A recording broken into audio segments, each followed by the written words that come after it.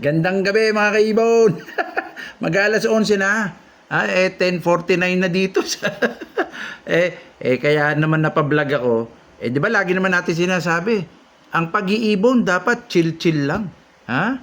Stress reliever nga eh. Dapat mai-enjoy natin mayat maya. Kaya naman napablog ako eh. Kahit gabi na.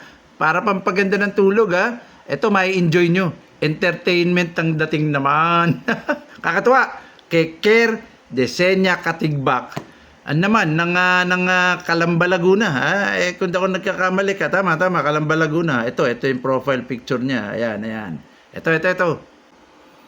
Ayan ganda naman ng kuha din ng mga kids niya siguro to Ker Desenya Katigbak ng Calamba, Laguna. Ayun Kakatuwa mga kaibon kasi meron pang entertainment tayo dito lalaban to kahit saan Ito, pakinggan nyo mabuti.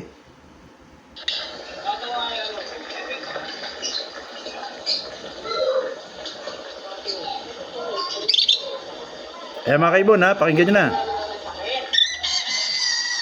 Narinig nyo? Ayan, isa pa ulit. Pakinggan nyo mabuti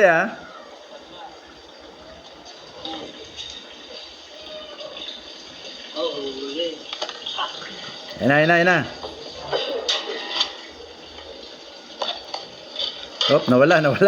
Natapos na ba? Meron pa isa. Tingnan natin. Natapos. Meron pa isa dito. Teka lang kung narinig nyo. Ito, isa pa. Maganda to. Ayan. Pang entertainment lang Nakakatuwa naman yung Ker Desenya Katigbak. Ayan pakinggan nyo mabuti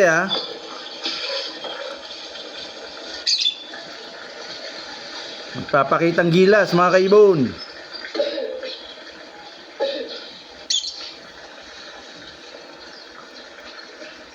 Ayan medyo bumibuelo lang Ayan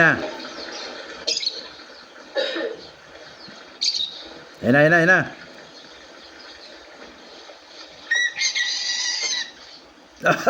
Isa pa. Narinig nyo Narinig nyo yan. Isa pa yan. Ayan Teka. Iyon. Ulit Dinig yung tilaok Ayan na. Kaya nyo yun? Ker Desenya Katigbak. Ang tindi, tumitilaok mga kaibon. Titilaok pa ba ulit? Isa pa, meron pa ba? Yun ulit, isa pa. Nakatatlo ito pa ulit. Ito. Diba? Galing. Ayaw mga kaibon, diba? Nakakatuwa naman. Nabanggit ko na nga kay Ker Desenya Katigbak ng Calamba, Laguna. Para hindi masayang baka masayang yung ibon Sabi ko wag siyang matukso. Wag siyang matuksong isabong. Baka kasi matuksong isabong Llamado to. Palagay ko lang taas tumalon nito. Hindi abutin to ng mga linyadang Texas. Pag kumikig, di nila abutin. Titirahin sila sa taas. Galing Ker Desenya Katigbak.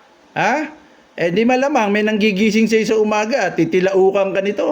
Panalo! Salamat po mga kaibon! Hasta la vista!